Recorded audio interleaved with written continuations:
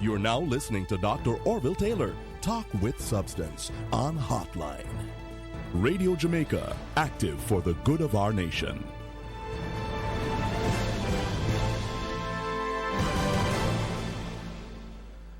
Active for the good of our nation. You're listening to Hotline on Radio Jamaica 94 FM.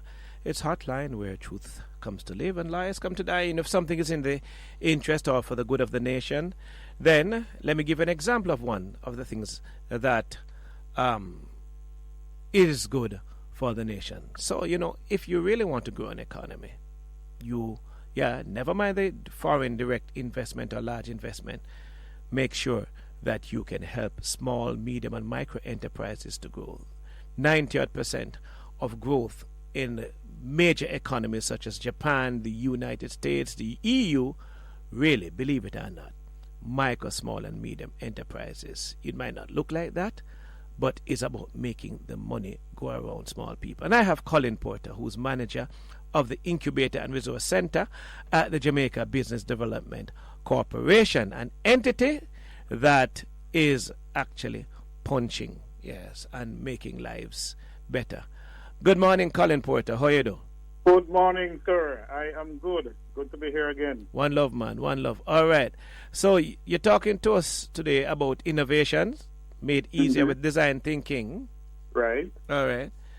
So let me put on my seatbelt and go into the class. Yes. All right.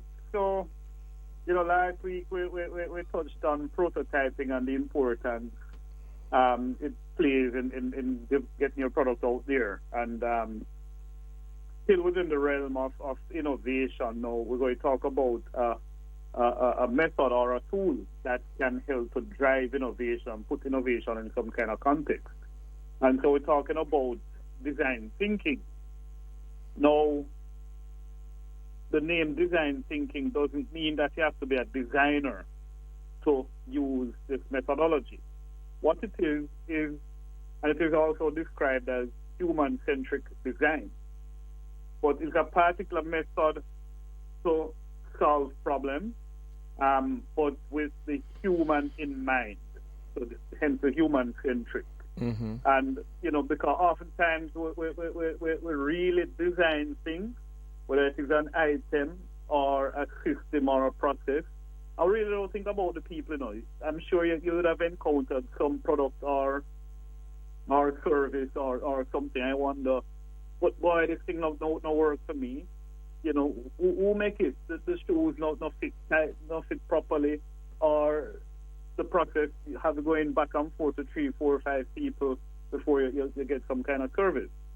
So design thinking is about using empathy. It's about empathizing with the users and redefining problems to identify new strategies and solutions. So in a nutshell, that is what it is.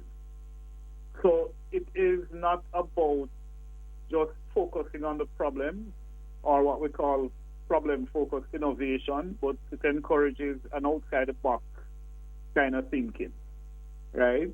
It is about solution-oriented innovation.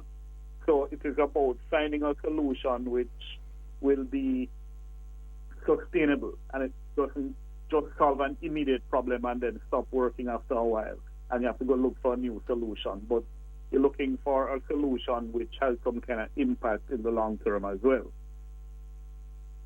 Yes. Okay. So, man, go ahead. That's what design thinking is. Oh, okay. Wonderful. So,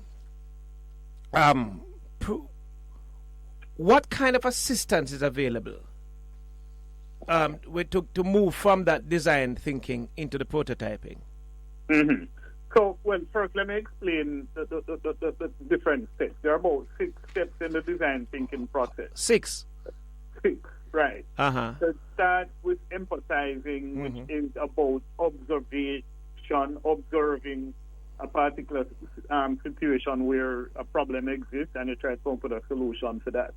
Once you've done some observation, understanding, then you're going to defining what the problem is. And I won't go too much deeper into this because we have opportunities where you can learn more. All right. But after you define the problem, you do some research, you ideate, which is where brainstorming and the real innovation kicks in now. what possible solutions can I come up with, and then you use those ideas and you develop prototypes, which we spoke about last time around. And then from prototyping, you test and implement the idea, and then you go back and you make corrections. So it's a kind of circular thing. You never stop with design thinking. You never stop with innovation, and you continually go about it. But how we can help you at JBDC, we have as a part of our fundamentals of business workshop a module around design thinking, which is geared and designed to introduce the concept and the methodology to our MSMEs, right? And that workshop starts on Tuesday the 13th of August 2024, and there's more information on it, about it on our website. You know, but practically it is a method that we encourage MSMEs to use.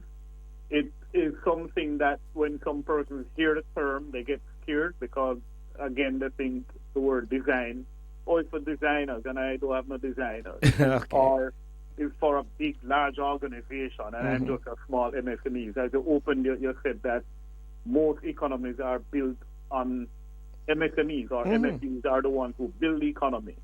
And in today's world where you have things which are so dynamic and fast changing, you have to be on your toes to come up with new products and services to keep people engaged and keep your markets interested in what you're offering.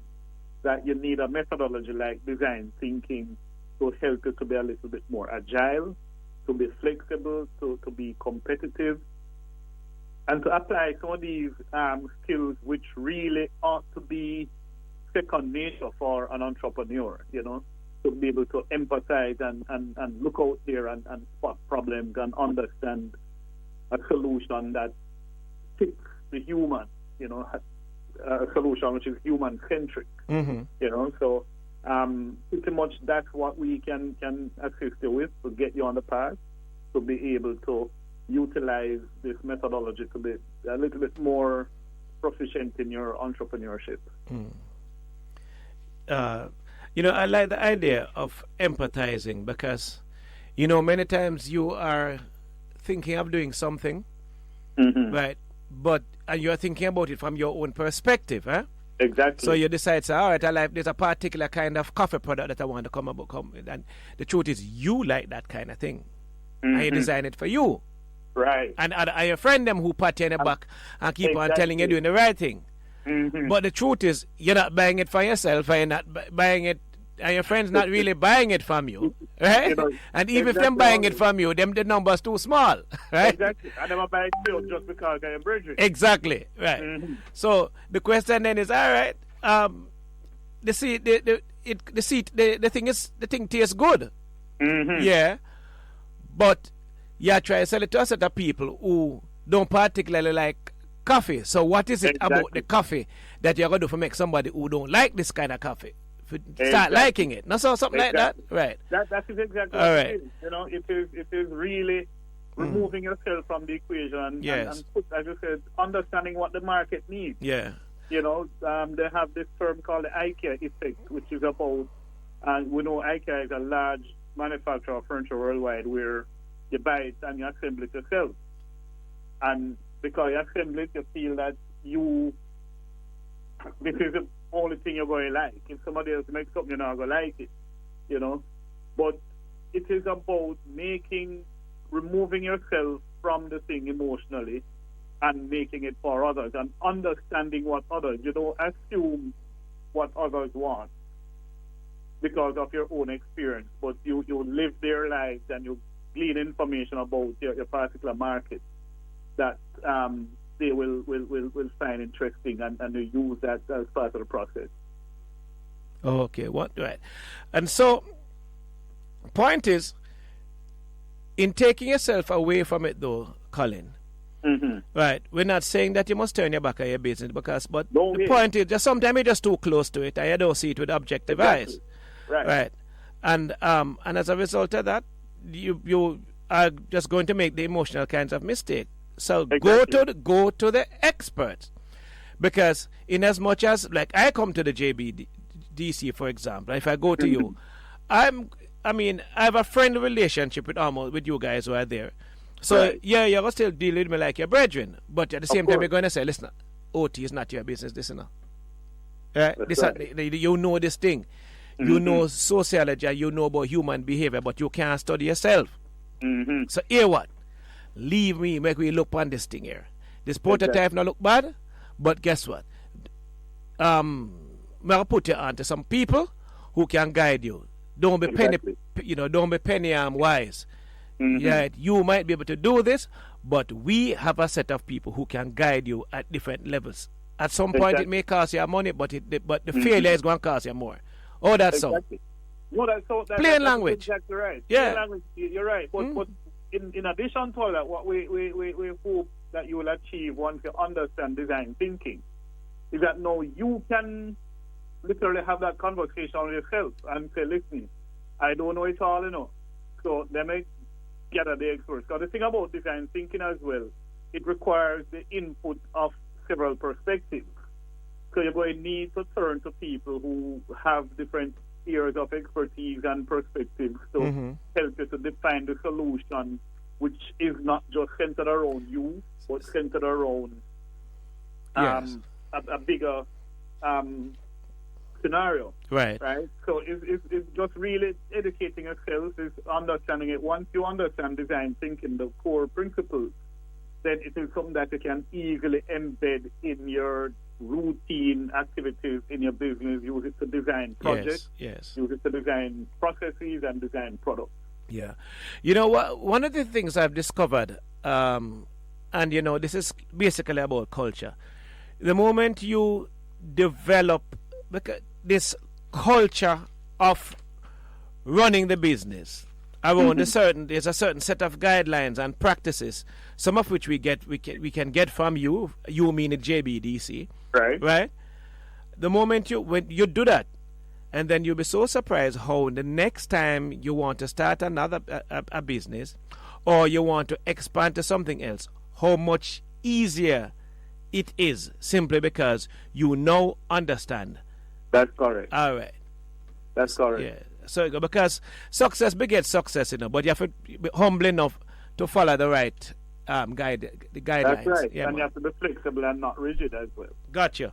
All right. So you have workshops and all those things, right? Available?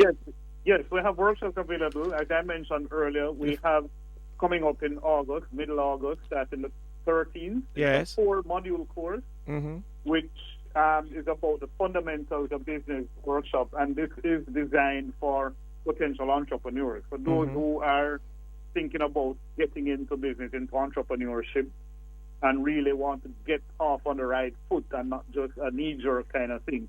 And the 4 modules will discuss things like entrepreneurial mindset and business formalization. We'll speak about marketing fundamentals, product and service costing and startup costs, and of course it will also include a module on design thinking and value proposition. Gotcha. And information on this workshop is available on our website, on our social media, Instagram, Facebook, and you can get information there. You register. It's going to be, I think it's going to be online. I'm not certain, right? But it certainly is online, so you don't have to come into Kingston office. And I'm sure that next week you'll more information will come about it. Thank you so much. Time running against us now, though, Colin. Enough love, yeah? My pleasure, Dr. Taylor. One love always. Yeah, all right. Take it easy. Give time.